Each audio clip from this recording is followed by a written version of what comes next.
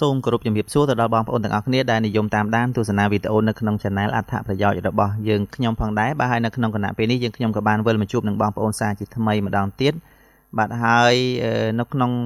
ពេលនេះផងដែរយើងខ្ញុំក៏បានដកស្រង់ទៅនឹងអត្ថបទសុខភាពមួយទៀតដើម្បីយកមកចែករំលែកជូនទៅដល់បងប្អូនដែលនិយមតាមដានទស្សនាវីដេអូនៅក្នុង Channel អត្ថប្រយោជន៍របស់យើងខ្ញុំបាទហើយចំពោះអត្ថបទសុខភាពមួយនេះយើងខ្ញុំក៏បានដកស្រង់ចេញពី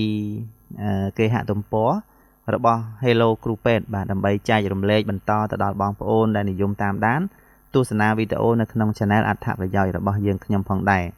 បាទហើយចំពោះអត្ថបទសុខភាពនេះគឺតាក់ទងទៅនឹងផ្លែស្ពឺបាទអញ្ចឹងបងប្អូនយើងមួយចំនួនក៏ស្គាល់បងប្អូនយើងមួយចំនួនផ្សេងទៀតក៏ប្រហែលជាមិនស្គាល់ទេចំពោះផ្លែស្ពឺហើយផ្លែស្ពឺនេះគឺមានរសជាតិជូរបាទហើយក៏បងប្អូនខ្លះក៏គាត់ចូលចិត្តពិសាដែរបាទចំពោះផ្លែស្ពឺគឺថ្មីត្បិតតែមិនសូវមានអ្នកដាំច្រើនប៉ុន្តែវាតែងតែមាននៅតាមភូមិសាស្ត្រនានានៅក្នុងតំបន់ត្រូពិកផ្លែស្ពឺបើនៅខ្ចីមានរសជាតិជូរខ្លាំងហើយបើទុំវិញមានរសជាតិជូរអែមវិញផ្លែស្ពឺមានកម្រិតវីតាមីនរ៉ែនិងសារធាតុប្រឆាំងអុកស៊ីតកម្មខ្ពស់ដែលអាចប្រឆាំងនឹងជំងឺលើសឈាមទឹកនោមផ្អែមនិងកូលេស្តេរ៉ុលខ្ពស់វាក៏ត្រូវប្រើនៅក្នុងថ្នាំបំបាត់ការឈឺចាប់អង់ទីប៊ីយោទិកនិងអេណុលជីសិកនិងថ្នាំប្រឆាំងការរលាកផងដែរបាទហើយចំពោះអត្ថប្រយោជន៍របស់ផ្លែស្ពឺសម្រាប់សុខភាពវិញគឺចំណុចទី1ផ្លែស្ពឺនឹងមានសារធាតុប្រឆាំងអុកស៊ីតកម្មនិងបាក់តេរីផ្លែស្ពឺមានសារធាតុគីមីប្រឆាំងអុកស៊ីតកម្មនិងបាក់តេរីជួយការពារមេរោគផាថូជែនដូចជា Salmonella E. coli និង Pseudomonas aeruginosa ដែលបណ្ដាលមកពីការឆ្លងមេរោគក្នុងឈាមនិងសួតចំណុចទី2ផ្លែស្ពឺជួយកម្រិតជាតិស្ករក្នុងឈាមសារធាតុការ៉ាំបូឡាចម្រាញ់ចេញពីឫសដើមស្ពឺជួយកាត់បន្ថយជាតិស្ករក្នុងឈាមនិងមុខងារលំពែងចំណែកផ្លែស្ពឺមានស្ករ4ក្រាមនិងថាមពល30កាឡូរី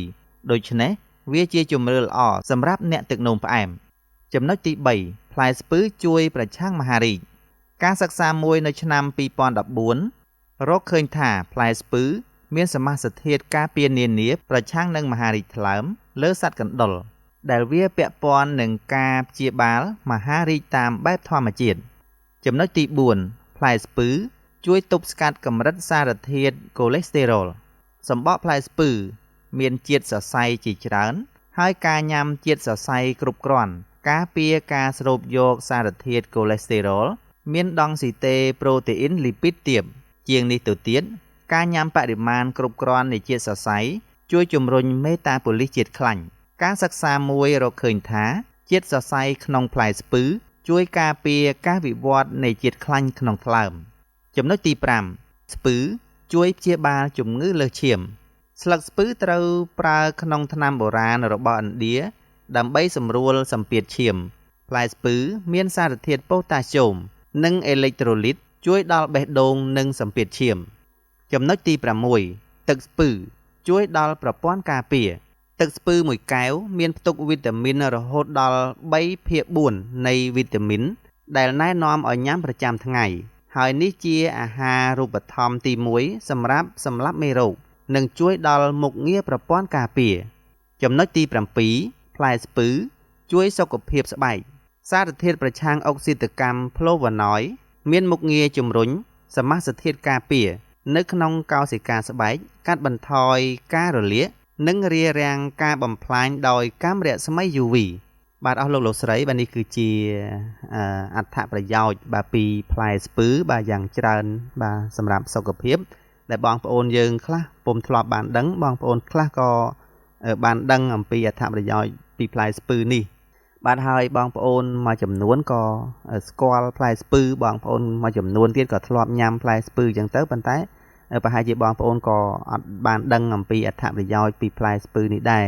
បាទដូច្នេះហើយទើបយើងខ្ញុំដកស្រង់អត្ថបទសុខភាពមួយនេះដើម្បីចែករំលែកបន្តទៅដល់បងប្អូនដែលនិយមតាមដានទស្សនាវីដេអូនៅក្នុង Channel អត្ថប្រយោជន៍របស់យើងខ្ញុំ បាទអរគុណហើយអត្ថបទសុខភាពនេះយើងខ្ញុំក៏បានដកស្រង់ចេញពីគេហទំព័ររបស់ Hello គ្រូពេទ្យដើម្បីចែករំលែកបន្តទៅដល់បងប្អូនយើងទាំងអស់គ្នាផងដែរបាទអរគុណហើយមួយវិញទៀតបងប្អូនដែលនិយមតាមដានទស្សនាវីដេអូនៅក្នុង channel របស់យើងខ្ញុំហើយបាទអញ្ចឹងបងប្អូនមេត្តាជួយចុចបាទ Subscribe ក៏ដូចជារូបកណ្ដឹងម្នាក់មួយដើម្បីងាយស្រួលនឹងទទួលបានវីដេអូថ្មីៗពី channel របស់យើងខ្ញុំបាទហើយមុននឹងបញ្ចប់យើងខ្ញុំក៏សូមខន្តីអភ័យទោសរាល់កំហុសខុសឆ្គងដែលកើតមានហើយក៏សូមគោរពជូនពរទៅដល់បងប្អូនទាំងអស់គ្នាឲ្យជួបតែសេចក្តីសុខសេចក្តីចម្រើនគ្រប់ក្រុមគ្រួសារផងដែរសម្រាប់ពេលនេះយើងខ្ញុំសូមអរគុណសូមជម្រាបលា